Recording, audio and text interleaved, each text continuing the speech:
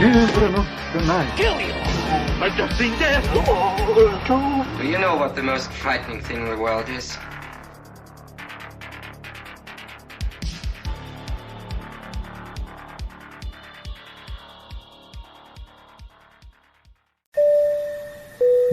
Good afternoon, ladies and gentlemen. This is your captain speaking. We'll be landing in Miami shortly. Local time is 3:20 p.m. It's going to be a beautiful evening, 79 degrees with clear skies. If you take a look to your right, you'll see the ghastly death mask of the former captain. As you can see, his face seems to be locked in a never-ending scream. Just try to ignore that.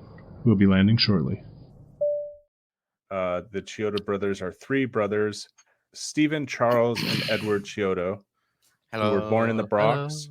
Fucking cat, get off my desk. Jesus Christ. Oh, it's a falling cat. I know, dude, she knocked over my lights and everything. A trio of...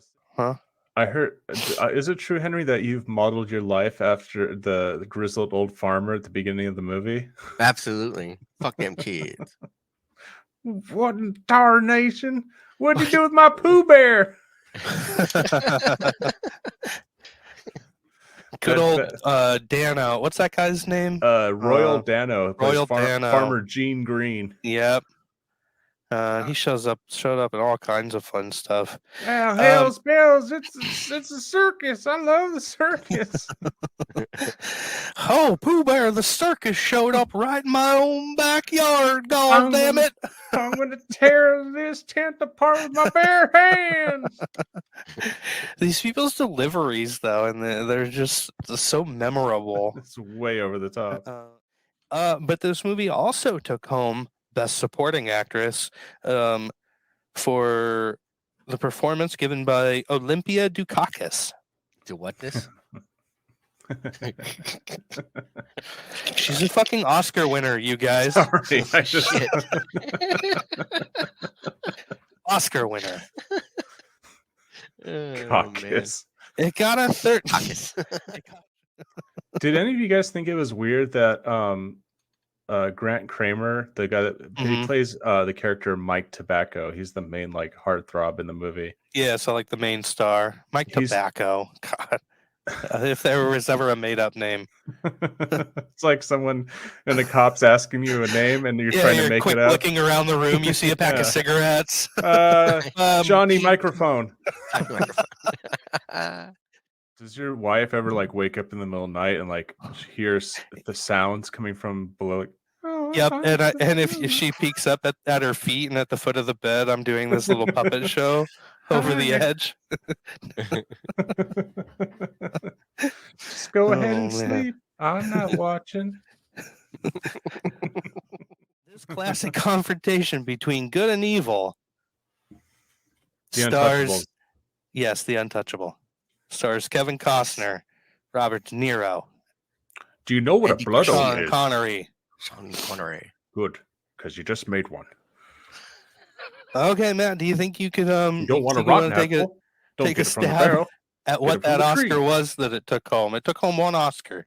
Best accent, Sean Connery.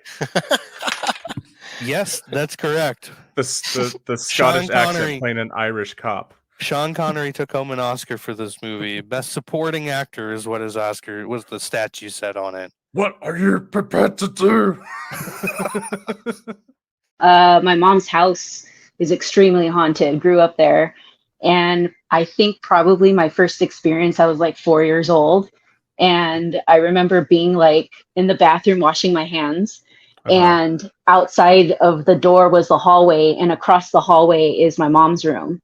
Yeah. And I saw a man walk from right to left, and he looked like Abraham Lincoln, but it wasn't Abraham Lincoln. He just definitely had like was. he definitely had the beard, and he was tall. Where am I? I was at the White House. I was at the theater. Then all of a sudden, I'm here. We have a new sponsor, so we're gonna cut to their commercial right now. From the company that brought you Howlmates, the #1 dating app for werewolves, comes Boo Party. Are you looking to take your shindig to the next level? Then try Boo Party. Boo Party is America's leading Spectre provider for all your events. But don't take our word for it. Let's hear from some of our happy customers.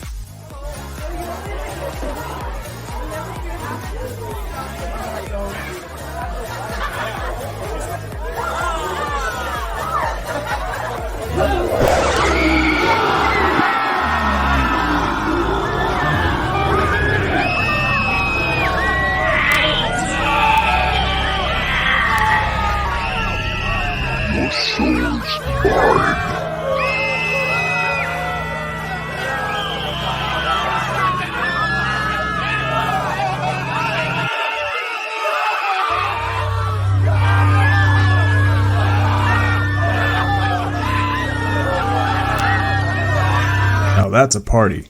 A Boo Party. Boo Party. Summon some fun. Boo Party cannot guarantee the presence, behavior, or specific activities of any ghostly entities and cannot be held liable for any physical, emotional, or psychological harm that may result in the engagement of our ghost services. Boo Party is not financially responsible for any exorcism and or cleansing rituals that may be required after Boo Party services are rendered. Banshees, Warlocks, and Necromancers available at additional cost. So that was our new sponsor, Boo Party. Everyone check out Boo Party. If you need a ghost at your next party, call them up. 20% I'm off. calling them right now. Yeah. There should be a promo code in the commercial, so you get 20% off your first poltergeist at your party. Insidious 2, not Insidious Part 2, but the first one, like the little kid dancing. Oh yeah, yeah.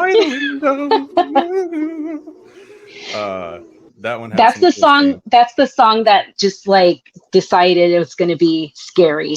You know, from then on, everyone was going to use it in the horror movies. That song's always been terrifying. Don't fucking try to tell me it's not been terrifying to have Tiny Tim with a little ukulele in your room. True. Yeah.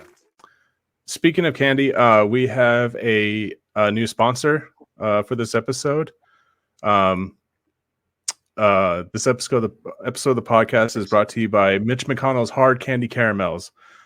These candies are the best, but don't take my word from it. Let's hear it from the man himself. Take it away, Mitch. Mitch? Senator? Mitch McConnell. All right. Fuck. Senator? God damn it. You know Mitch what? McConnell's Hard Candy Caramels. Proud sponsor of Macabrecast.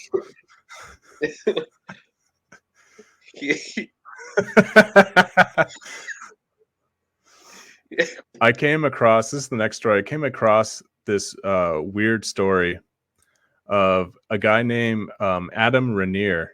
Had you heard about him before I sent that to you? No. Okay, so Adam Rainier, he was born in 1899, and from like since he was a baby until he was like in his early 20s, he was considered a dwarf. He was anywhere from between 3'5" and up until his 20s, he was 4'6", which is considered a dwarf. But when he hit around 20, he was okay. So when he was 18, he tried to join the army. He was in Austro-Hungary. He was too short. He was 4'6", so they turned him away. A few years later, he was over 7 feet tall. So from 21 to 31, he grew 3 inches a year. Dude, imagine this guy. He's like, he was a little person. Then he probably like, when he was in bed, he saw a shooting star, and he's like, I wish I was just like a tall person.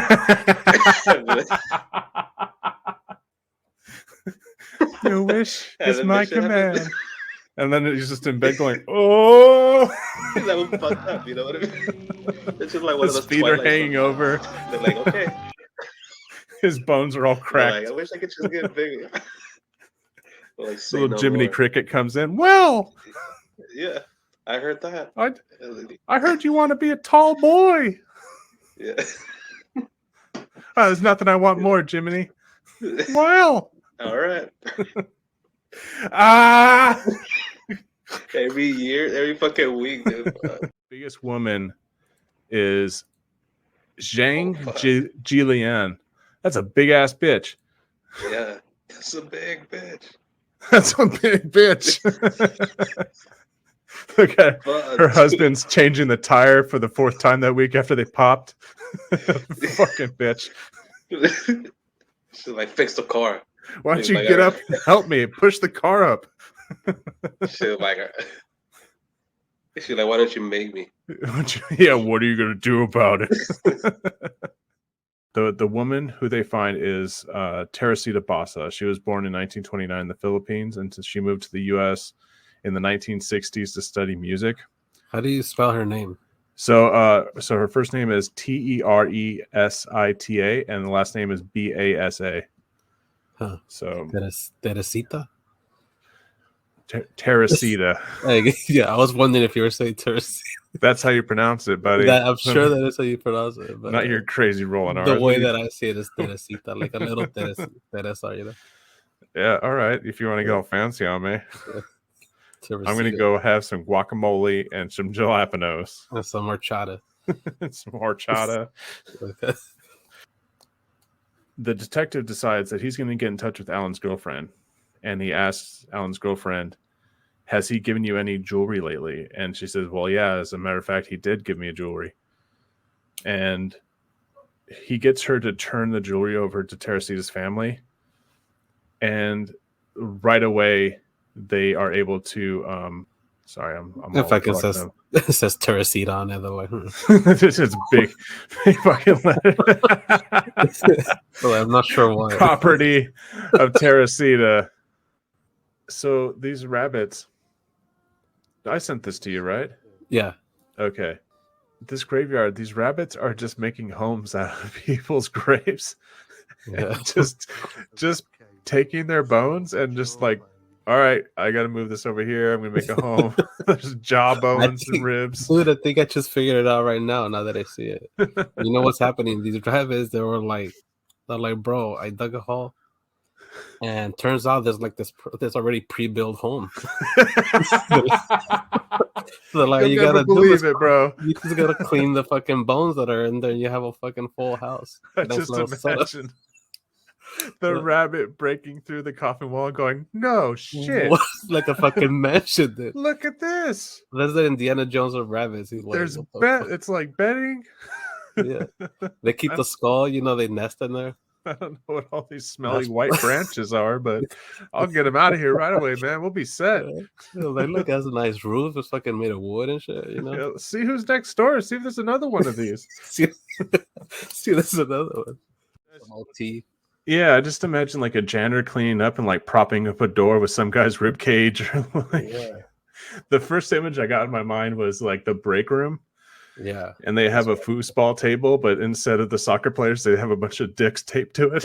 They're just like flipping them around, trying to hit an eyeball back and forth. Yeah, some balls and shit. Or then they get, they have a safety meeting. They're like, okay, no more fucking dicks and balls all over the place. They go on the cooler. They're like, Janet, I'm looking at you, whatever. You know what I mean? They're like, all right, I'm gonna have to write you up. He has one of those whiteboards up, and he's using some guy's arm as a pointer. Yeah. Like, if you don't know where this head belongs, you put it on the like maybe pile or whatever. Like, who the fuck works there? They should arrest those people. And it seems like there was a lot of people or clients or whatever ordering bodies without the dick and balls.